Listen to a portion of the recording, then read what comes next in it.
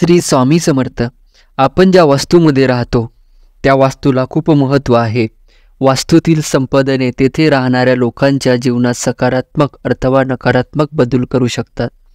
वास्तूचे सकारात्मक वातावरण घरातील लोकांना आनंदी तर ठेवतेच, शिवाय घरामध्ये येणाऱ्या धनसंपत्ती, पैसा यामध्ये वाढ देखील करू शकते. आपण राहत असलेल्या वास्तूमध्ये सकारात्मक बदल करून धन आणि समृद्धी वाढवण्यासाठी असे कोणते उपाय आहेत ते आपण पाहूया.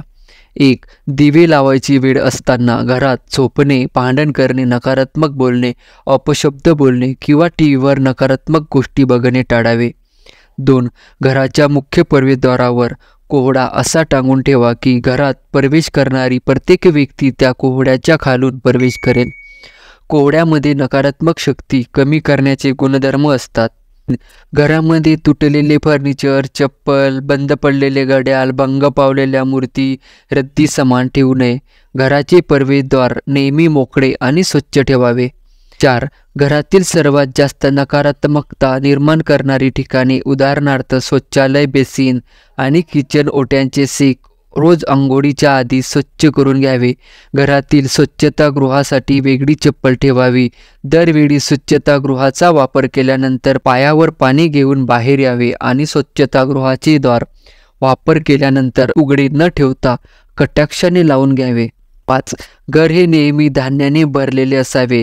घरामध्ये लागणाऱ्या वस्तू, किराणा, धान्य हे नेहमी 7 दिवसाचे, 15 दिवसाचे किंवा 1 महिन्याचे भरून ठेवावे. आज खायचे, आज आणायचे, आज बनवायचे आणि असे करू नये. 6.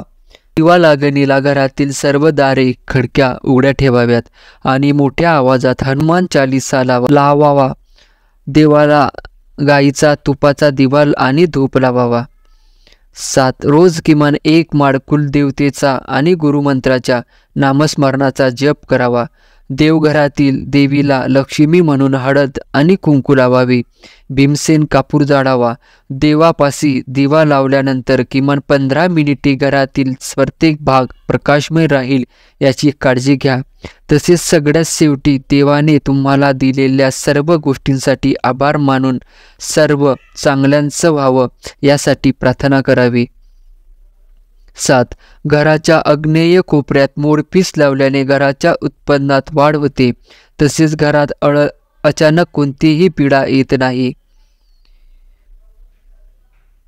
8. श्री गणेशाची मूर्ती, फोटो घराच्या उत्तर, पूर्व किंवा ईशान्य दिशेला ठेवावी. त्यामुळे घरात सकारात्मक ऊर्जा येते. 9. उत्तर दिशेला तोंड करून जेवल्याने घरात धनसंपत्तीचे आगमन होते. घरातील मुख्य सदस्याने नेहमी उत्तर दिशेला तोंड करून जेवावे. 10. एकाच देवतेच्या मूर्ती एकमेकांसमोर ठेवू नये. असे केल्याने उत्पन्नाची साधने कमी आणि खर्च जास्त होतो. 11. रोज सकाळी लवकर घर झाडून पुसून स्वच्छ करून घ्यावे. घरातील फरशी रोज पुसावी आणि फरशी पुसण्याच्या पाण्यात थोडे खडे मीठ एकत्र करून घ्यावे. घरात स्नानानंतर काहीतरी देवाचे करावे. 12. दर 15 दिवसाला घरातील जाळे स्वच्छ करावे. घरातील सगळ्या बेडशीट किमान दर आठवड्याला बदलाव्यात. घरातील सगळे पडदे दर 2 महिन्याने धुवावे. दरवाजाला लावलेल्या सुकलेल्या माळा, निर्माल्य, केर, कचरा योग्य वेळी काढून टाकणे. 13. घरामध्ये मोकळी हवा आणि सूर्यप्रकाश येऊ द्या, तर सतत बंद ठेवू नये. 14. घराच्या आग्नेय कोपरा म्हणजेच दक्षिण पूर्व दिशेला रोज सायंकाळ जाळल्याने धनवृद्धी होते, शिवाय आर्थिक वृद्धी ही कायम राहते. 15. घरातील उत्तर दिशेला निळा अथवा पिवळा रंग द्यावा. घरातील पूर्व, उत्तर या दिशेला मोकळी जागा असावी. त्यामुळे सकारात्मक लहरीमध्ये कोणताही अडथळा न येता घरामध्ये भरपूर धनसंपत्ती प्रवेश करते. 16. पाण्यात ठेवलेले धातूचे कासव, रुद्रांची मूर्ती किंवा गणपतींची बसलेली मूर्ती घरात स्थिरता देण्यात तसेच घरात सकारात्मक वातावरण निर्माण करतात. 17. घरात प्रवेशद्वारावर उंबरा जरूर असावा. प्रवेशद्वाराजवळ तुळस किंवा एखादे फुलाचे झाड असावे. अशी झाडे सकारात्मक संपदने करून ती घराकडे स्थापित करतात. त्यामुळे अशा झाडांचे दारात असणे शुभ मानले जाते. घराच्या सभोवती मनप्रसन्न करणारे फुलझाडे जरूर असावी. तसेच मुख्य प्रवेशद्वाराशी एक तुळशीचे रोप लावावे. 19 घराचा उंबरठा पुसून स्वच्छ करून घ्यावा आणि दारात लक्ष्मीची पावले स्वस्तिक किंवा जय श्रीराम लिहून रांगोळी काढावी. 22 आपल्या घरी आलेल्या कोणत्याही व्यक्तीस कधीही नाराज करून किंवा अपमानित करून पाठवू नये. शक्य असल्यास अल्पोपहार घेऊन आणि त्यांना काही मदत अपेक्षित असल्यास आणि तुम्हाला शक्य असल्यास ती जरूर द्यावी. पण मदत अशक्य नसेल तर योग्य शब्दात सांगून विनंतीपूर्वक सांगून निरोप द्यावा. 22 घरामध्ये सगळे सण वार प्रथेप्रमाणे साजरी करावीत. कुलधर्म कुलाचार करत राहावे.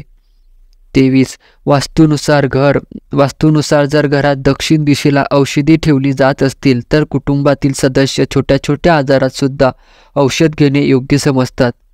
यामध्ये दक्षिण दिशेला औषधे ठेवू नये. 24 घरातील एखादा नळ गळत असेल हे हळूहळू वित्तीय हानी होत असल्याचे लक्षण मानले जाते. त्यामुळे घरातील सर्व नळांची काटेकोर तपासणी करून पाणी गळत असेल तर ताबडतोब दुरुस्त करून घ्यावे. 25 घराचे प्रवेशद्वार उत्तर किंवा पूर्व दिशेला असावे. या दोन्ही दिशांमधून धनसंपत्ती घरामध्ये प्रवेश करते. त्यामुळे प्रवेशद्वारासमोर कोणताही अडथळा असू नये. 26 घरातील प्रत्येक खोलीत एक वाटीत थोडे खडे मीठ घालून ठेवावे.